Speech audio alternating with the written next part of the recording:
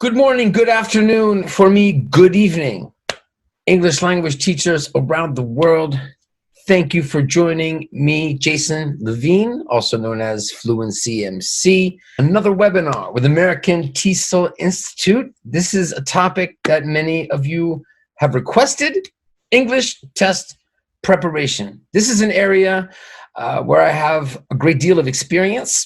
Test preparation requires, I believe, a lot of experience before you can really feel like you know what you're doing as a teacher. So if you feel a bit lost as an English teacher preparing students for exams, and by exams, what I mean is more standardized tests, like the Cambridge tests, educational testing service. I want to focus here on English language proficiency tests. Different levels, could be academic purposes, could be more business purposes for jobs. I won't be talking so much about individual tests. I'm trying to do this focusing on tests in general, but I have to say I'm thinking especially about Cambridge tests and ETS tests. But what I have to share with you, I hope you will find useful regardless of which test you're preparing your students for. 10 tips for English test prep. Here we go. Before we go any further, I'd like to announce that coming up on Zoom, where we are here, November 7th, 2020, American TESOL Institute is proud and delighted to bring you Cecilia Nobre, who is going to talk to you, as you can see here, about authentic materials. For more information on this and other American TESOL Institute webinars, the ones that I do, such as this one, and Featured Teachers, which we do every month, please join the Featured Teachers Facebook group. Join us there. So English test preparation. There is a very important area that I'm not going to be talking about, which is the critical importance of planning, making sure you are following some sort of schedule, some sort of regimen for test preparation. That depends, of course, on many variables. First and foremost, when you are planning to take a real test, how important that is that the first time will you be able to take it more than once? What's your level of English? How much time do you have to prepare?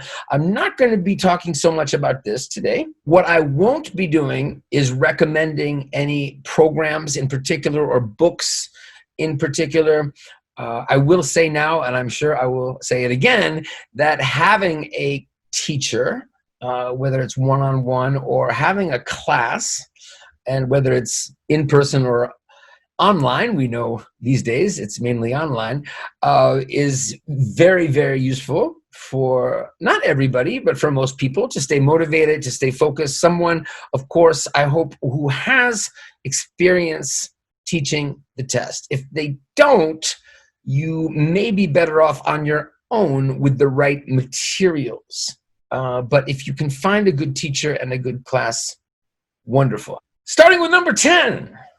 Use only authentic test material for practice. Many people don't think this is so important, or maybe know it's important, but still are buying practice tests created by other publishers, not the publisher of the test.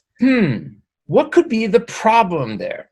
At the very minimum, the problem is that you are not getting experience with the authors of the test, the people who speak on the tests, whose voices you need to become familiar with, as I said, the authors who are creating content with certain vocabulary, words, and grammar structures, topics.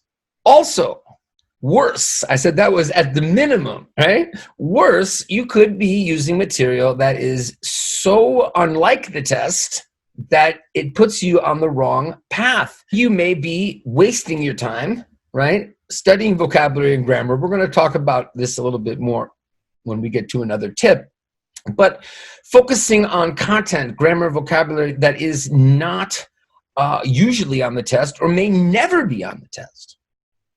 So authentic tests. Now, is it always easy to get authentic tests to practice with?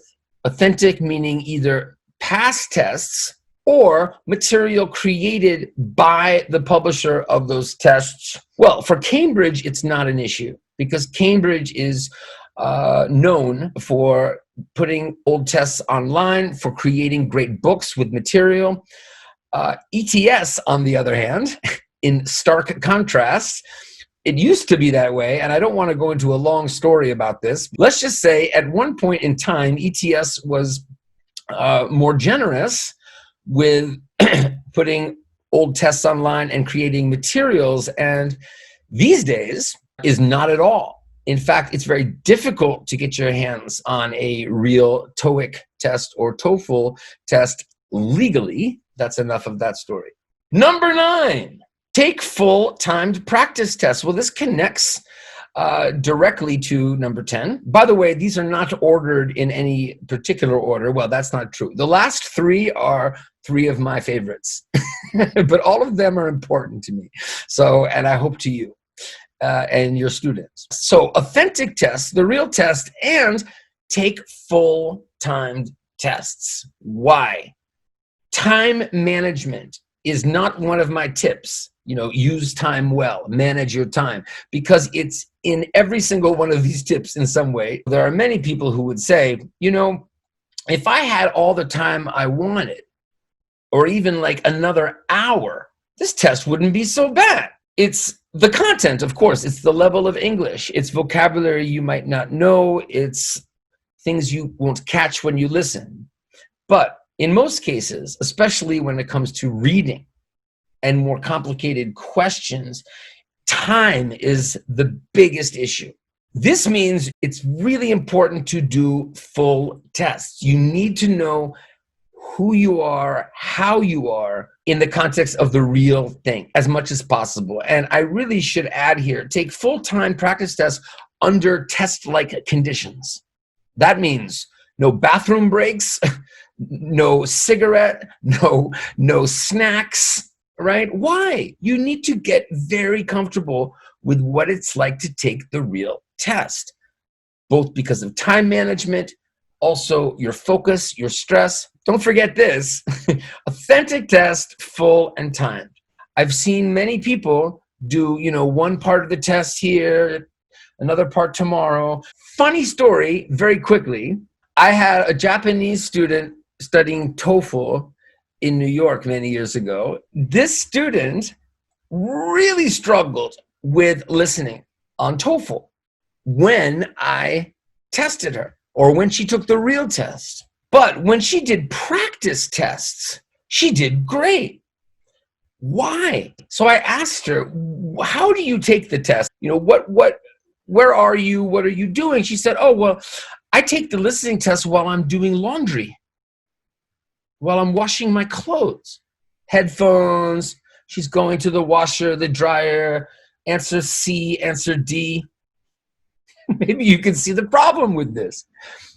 She told me she felt very relaxed doing it. Well, it's good to be relaxed. But the best thing is to become relaxed as a result of taking the real tests. Build all 4 skills with self-guided dictation. If somebody asks me, what is one type of test preparation activity that you've done over the years that's been highly effective, or even the most effective, I would have to say dictation. And if you're looking at this and wondering what I'm talking about, self-guided dictation, 4 skills, I'm talking about for reading, listening, speaking, and writing, especially listening. And here it is. The idea is to take test material, listening material, listen, pause, write, listen, pause, write, repeat. Aha. It's the repetition. That's the secret. Hearing, especially the authentic voices. So those Cambridge voices, for example, those actors, the TOEIC actors. Do you know, by the way, on TOEIC, there are 4 actors. That's it. Well, 5 if you count the narrator or whatever we call him, right? The person who says, questions 32 through 35 refer to the following conversation. How do you get comfortable with those voices on TOEIC or Cambridge? Well, you listen to them. But listening to them once and putting down an answer is not usually enough, especially if you're not comfortable with the rhythm of English. You need that repetition. You need to try to listen for those stressed words. You need to go under the microscope, comparing it with the script. Why? Because on the real test, you hear things once. Well, Cambridge tests sometimes twice. But the point is, if you're going to be ready to hear something once and catch enough of the main idea and the important details, you need to do a lot of repetition. If you think, oh, I should only listen once, mark my answers, check my answers, next test, you're not going to be loading your brain with those actors' voices, with those vocabulary words. We're going to talk about vocabulary and grammar shortly. How is this 4 skills? Well, you can see it's listening and writing. But then you're also reading the audio script. You're also speaking. How many times do you need to see that collocation? How many times do you need to see that grammar structure and hear it and write it before it's really in your brain? Everybody knows it takes many exposures. It's not, oh, I understand this. It's in my vocabulary notebook. Next. Doesn't work.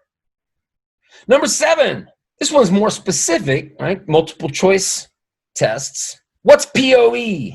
I remember the first time somebody said, multiple choice tests are so interesting because the answer is there.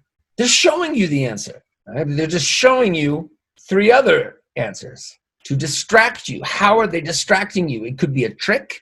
It could be because of your first language. Multiple choice items, POE, that's process of elimination.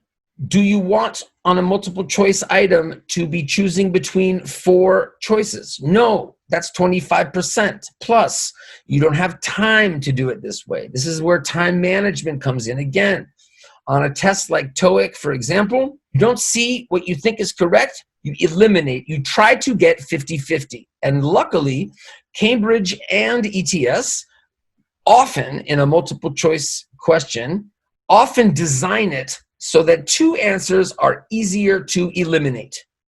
So you want to kind of keep focused and think which 2 answers are really wrong, whether it's a grammar question, vocabulary question, whether it's a question about information from a text. What can you cut out? I'm always saying cut this, cut that when we do test prep with multiple choice, because 50-50 is not a bad place to be on a difficult question. You need time to answer other questions. What could be worse than taking too much time on a multiple choice question and then you don't have the chance to answer other questions? Moving on. Recognize your strengths and weaknesses. That's a very general statement, so let me explain.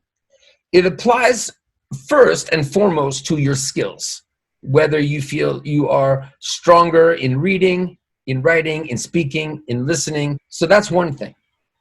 Then the section of the tests. Where are you stronger in that test? Where are you weaker? If you're weaker in one area, why? Do you need to understand strategies more? Is it because you lack the grammar or vocabulary for that area of the test? What is it? You need to analyze this. But even more than that, as important as those things are, what mistakes do you make? So of course I'm talking about grammar mistakes, but also I'm talking about if you're not answering vocabulary-based questions correctly, are you weak in certain areas of vocabulary? Maybe not every area. Right? This is very important for you to figure out. If you have a teacher to help you figure it out, great. If you don't, you can still do it. How do you act on it? Write down correct forms. Don't write down mistakes.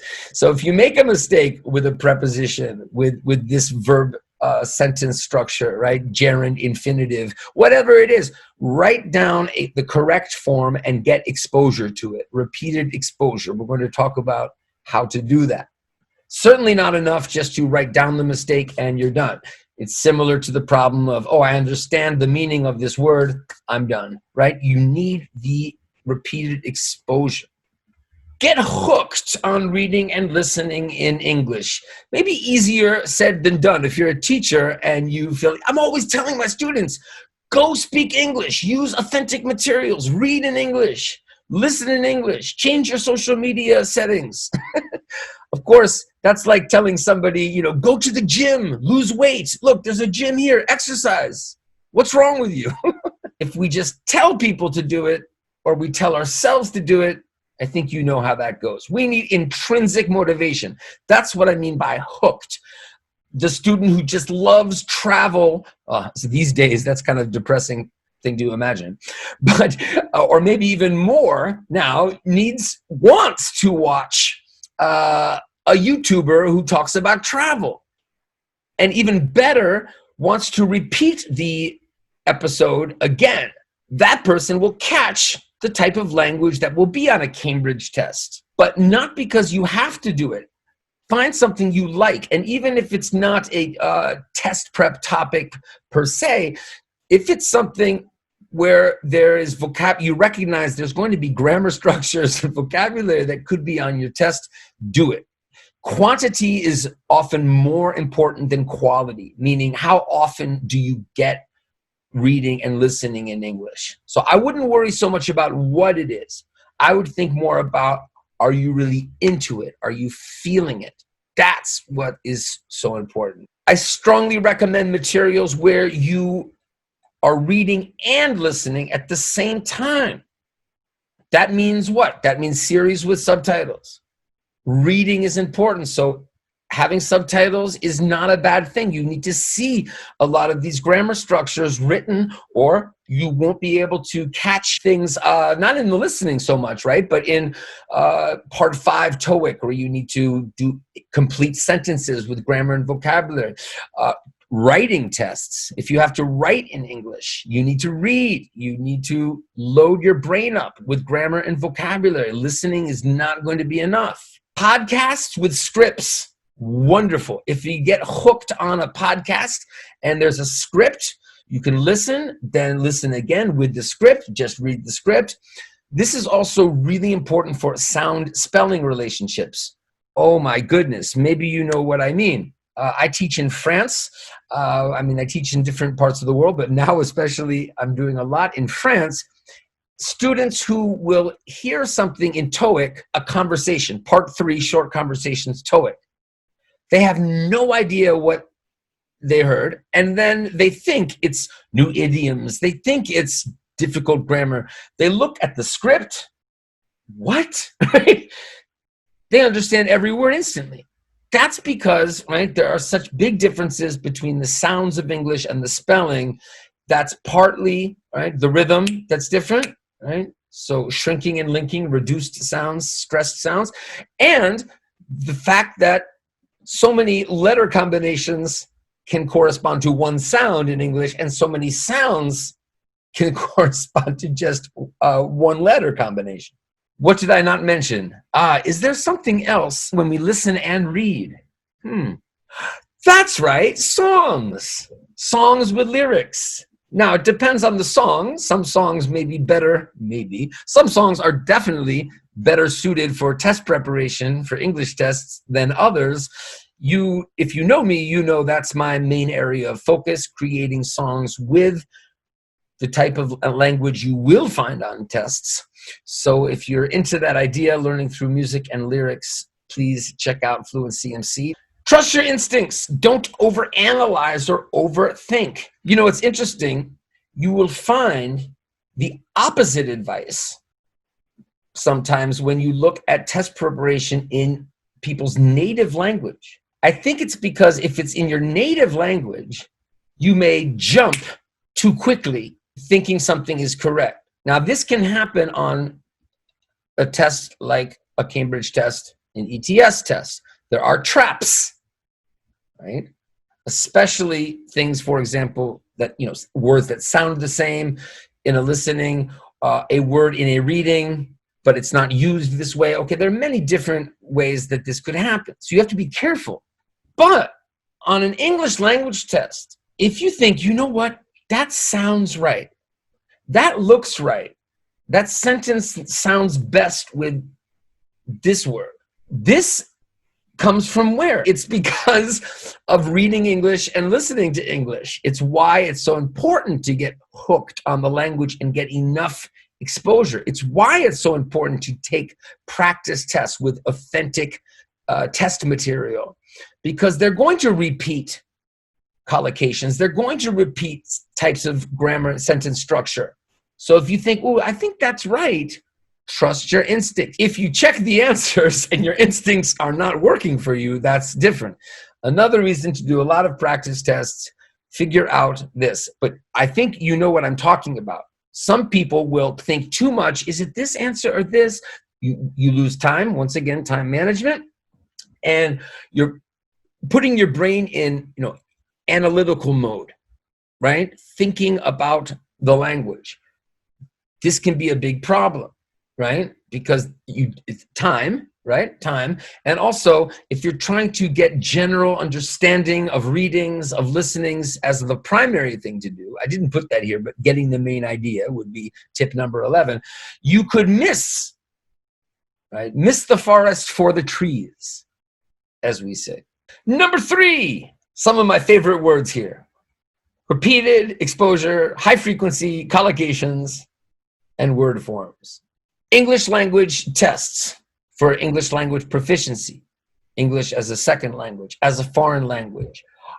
The base of the content of the corpus of language that they're using, they are looking at collocations and collocations with different word forms, adjective, noun, adverb, verb. That's what's going on.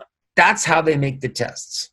So if it's on the level of completing a sentence, like on a Cambridge test or an ETS test, right? You'll see, right, a collocation. You'll see you need an adjective with a noun, an adverb with a verb, all the way up to the longest readings you do or listenings. What is in those readings?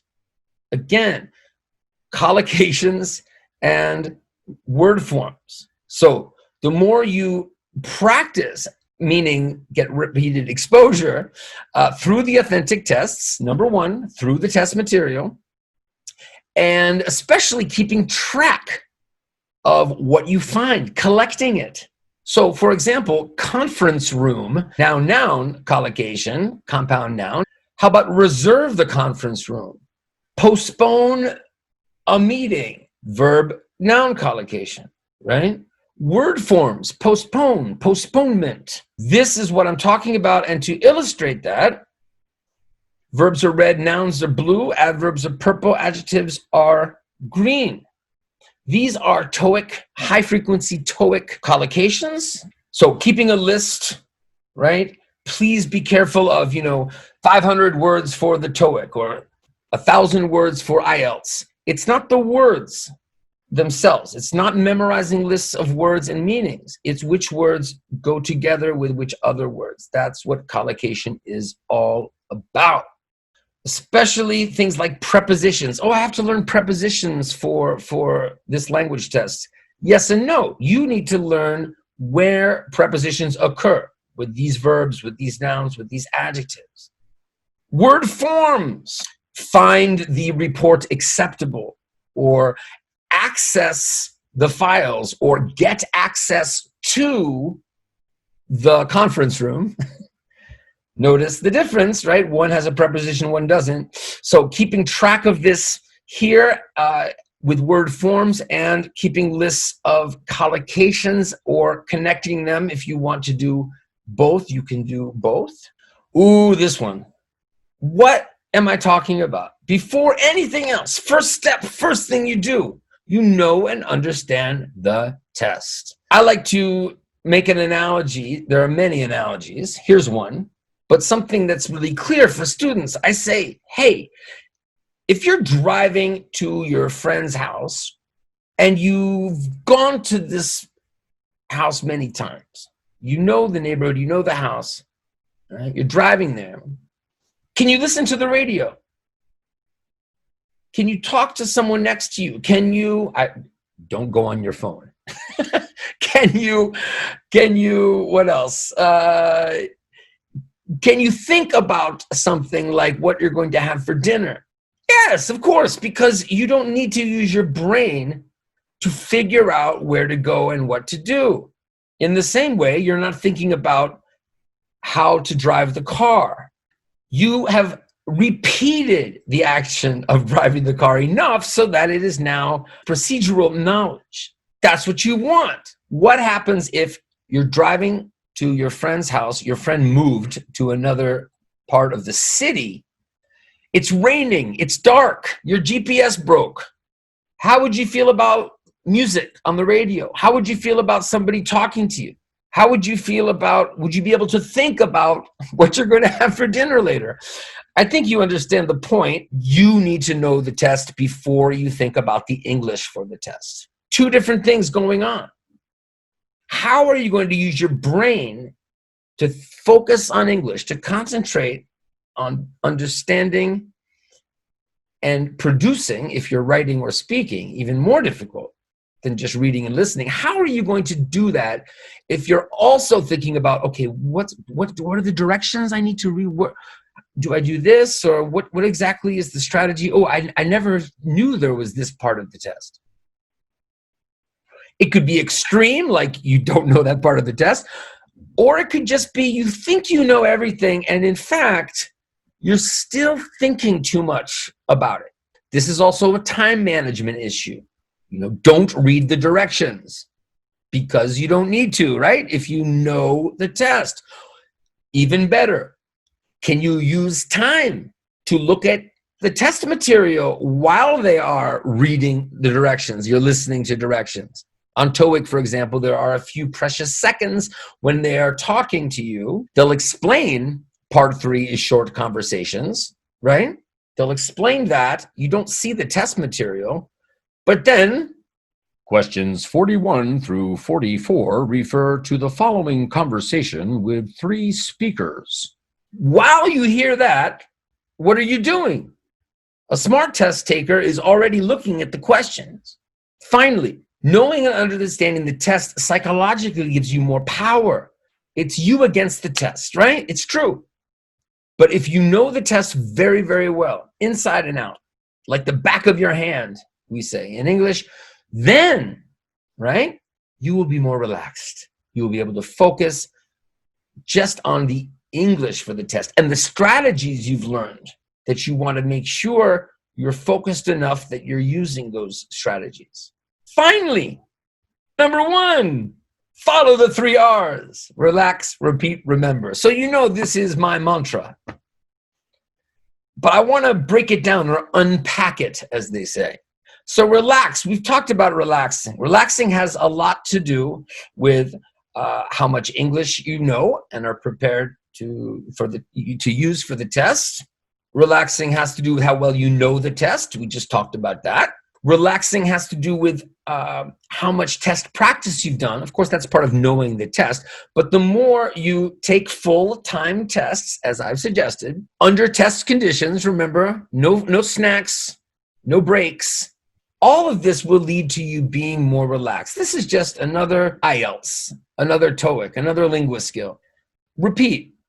That's, again, taking tests and dictation, I said earlier. The repetition with the authentic test materials, hearing those actors' voices. If you practice and repeat the type of questions you find in reading section, that's what will lead to you really remembering the vocabulary, remembering the grammar, being able to identify when you listen to a word, what that word looks like in your brain, because you've done enough repetition, you've gotten enough exposure. So follow the 3 R's, they'll take you far. Now, if you're thinking, I don't really know enough ways to repeat, I just mentioned some, but let me really, really explain how important this is.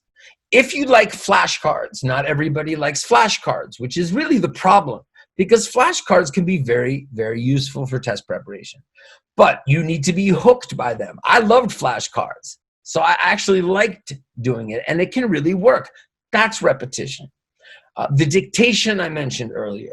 Doing test material again is important. Here's an example. When you finish the test and you're checking your answers, okay, it's A, not C, right? And then you go and see, okay, why is it A and not C?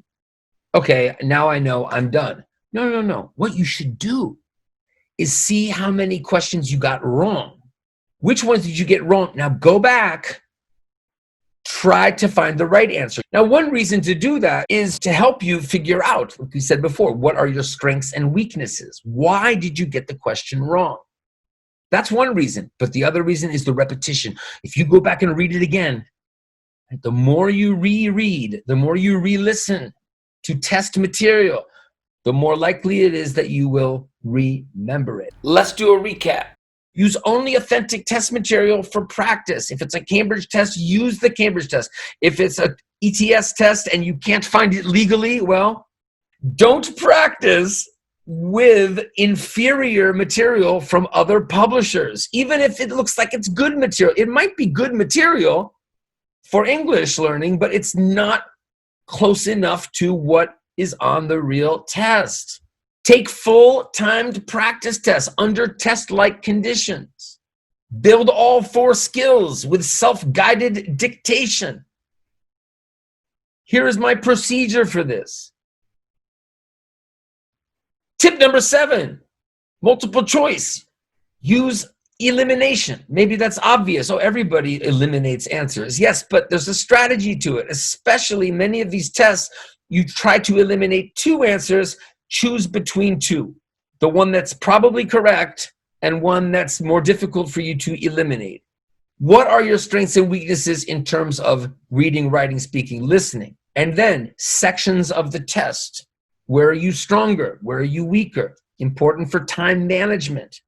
And finally, what mistakes do you often make? Is there a pattern to the type of grammar mistake you make? Is there an area of vocabulary that you need to get more practice with? Get hooked on English. I don't mean go out and get English. It's easy. I mean, think of what you enjoy doing. Is there something you want to learn? Learn it in English. Is there a hobby you already have where you already have a bit of vocabulary, right? So this is something I have not done for myself in French because I have not had to have a level of proficiency in French to do anything so far. So I'm using kind of my intermediate plateau French.